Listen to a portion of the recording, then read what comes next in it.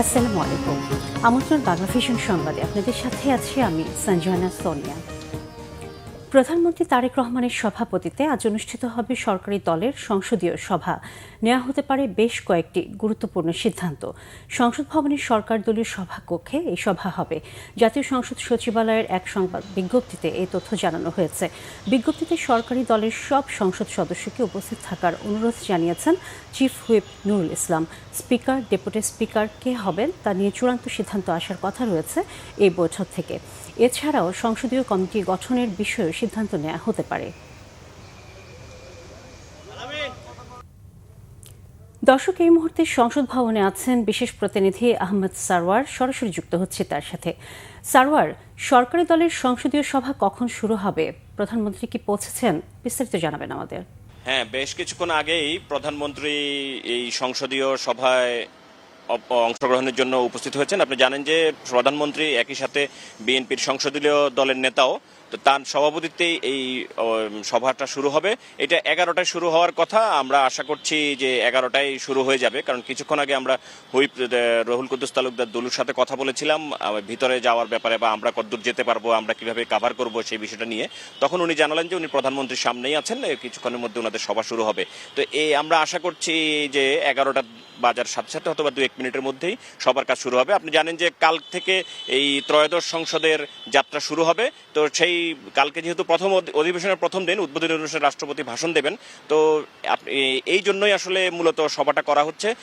সংসদে কিভাবে কি হবে, কি কি বিষয় উত্থাপিত হবে, কি বিষয়গুলো, সবগুলো বিষয়ে আজকে আলাপ করা হবে। এছাড়া জানেন যে স্পিকার এবং ডেপুটি স্পিকারের বিষয় আছে, এবং এবারই একটি ব্যতিক্রমী সংসদ হতে যাচ্ছে, কারণ যে আমরা দেখেছি অন্যান্য সংসদগুলোতে আগের সংসদের স্পিকার সভাপতিত্ব করেন, কিন্তু এবার পরিস্থিতিটা ভিন্ন। সেজন্য কে সভাপতিত্ব করবেন প্রথম অধিবেশনে সেটাও হয়তো বা আজকেই সিদ্ধান্ত হবে, এবং বিএনপি সংসদীয় সভায় সেটা নিয়ে আলোচনা হবে বিএনপির পক্ষ থেকে কি হবে। তো সেভাবে করে তারপর কিভাবে প্রসিডিউরগুলো হবে, সংসদের প্রসিডিংসগুলো, এইসব বিষয় নিয়ে আসলে আলাপ করা হবে। আর আপনি জানেন যে এবার সংসদের বেশিরভাগ সদস্যই নতুন, সো এই জন্যই নতুন সদস্যদেরকেও জানাতে হবে কিভাবে কি হবে। সেই বিষয়গুলো তার আজকে আলাপ করে নেবেন। কালকে কি কি এজেন্ডা নিয়ে কথা বলবেন। স্পিকার নির্বাচন আছে, ডেপুটি স্পিকার নির্বাচন আছে। এরই মধ্যে আমরা জেনেছি যে ডেপুটি স্পিকারের জন্য বিরোধী দলকে অফার করা হয়েছে, এবং তারা এখনো সেটা গ্রহণ করেছে বলে জানাননি।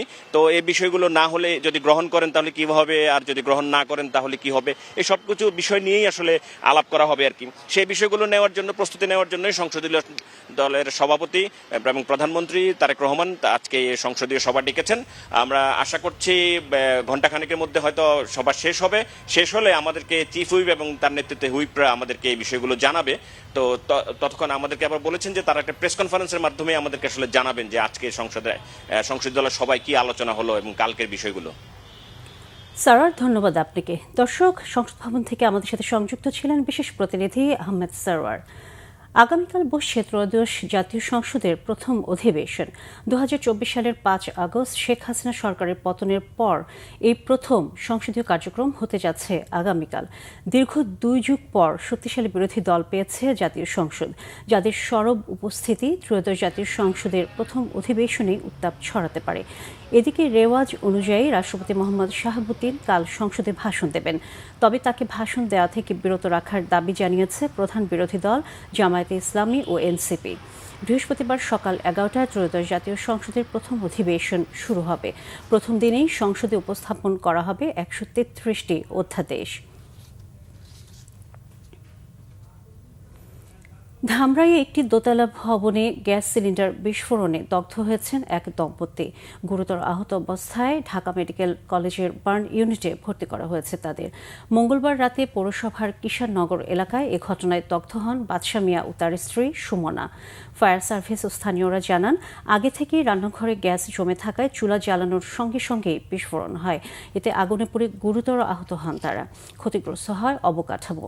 দ্রুত উদ্ধার করে ওই দম্পতিকে প্রথমে এনাম মেডিকেলে ও পরে জাতীয় বার্ন ও প্লাস্টিক সার্জারি ইনস্টিটিউটে নেওয়া হয়। সুমনার শরীরের প্রায় 85% পুড়ে গেছে, আর 20% দগ্ধ হয়েছেন তার স্বামী বাদশা মিয়া। এবারে আন্তর্জাতিক প্রসঙ্গ। 12তম দিনে গড়ালো ইরানের বিরুদ্ধে যুক্তরাষ্ট্র ইসরায়েল জোটের পাল্টাপাল্টি হামলা। যুদ্ধটি মোড় নিয়েছে জ্বালানি সরবরাহ নিয়ন্ত্রণের দিকে। তেল পরিবহনের গুরুত্বপূর্ণ রুট হরমুজ প্রণালীতে মাইন ফেলছে ইরান। 1 ডজনেরও বেশি মাইন স্থাপনকারী নৌযান ধ্বংসের দাবি করেছে যুক্তরাষ্ট্র। বিশ্বের তেল সরবরাহের 1/5 এই হরমুজ প্রণালী পরিবহন করায় গুরুত্বপূর্ণ জলপথটি বন্ধ হলে জ্বালানি খাতে বৈশ্বিক টালমাটাল অবস্থা তৈরি হতে পারে, যার নজির এরই মধ্যে জ্বালানি আর পুঁজিবাজারে পড়তে শুরু করেছে। এখনও হরমুজ প্রণালীর নিয়ন্ত্রণ ধরে রেখেছে ইরানের বিপ্লবী গার্ড বাহিনী। একাধিক আন্তর্জাতিক গণমাধ্যম, বিশেষ করে পশ্চিমা সংবাদ মাধ্যমে দাবি করা হয়েছে কিছুদিন ধরে হরমুজ প্রণালীতে মাইন স্থাপন করছে ইরান। এমন অবস্থায় মাইন স্থাপনকারী অন্তত 16টি নৌযান ধ্বংসের দাবি করেছেন মার্কিন প্রেসিডেন্ট ট্রাম্প। সামাজিক মাধ্যম ট্রুথ সোশ্যালের মাধ্যমে ইরানকে হুঁশিয়ার করে অবিলম্বে মাইন অপসারণ আর হরমুজ প্রণালীকে বাধামুক্ত রাখতে বলেছেন তিনি। তার দাবির সমর্থনে একাধিক ভিডিও প্রকাশ করেছে মার্কিন সামরিক বাহিনী। এদিকে ইরানের রাজধানী তেহরান সহ একাধিক এলাকায় ক্ষেপণাস্ত্র হামলা জারি রেখেছে ইসরায়েল ও যুক্তরাষ্ট্র। ইরানের পাল্টা হামলায় বিস্ফোরণ হয়েছে ইসরায়েলের রাজধানী তেল আবিব ছাড়াও হাইফা, জেরুজালেম সহ একাধিক এলাকায়।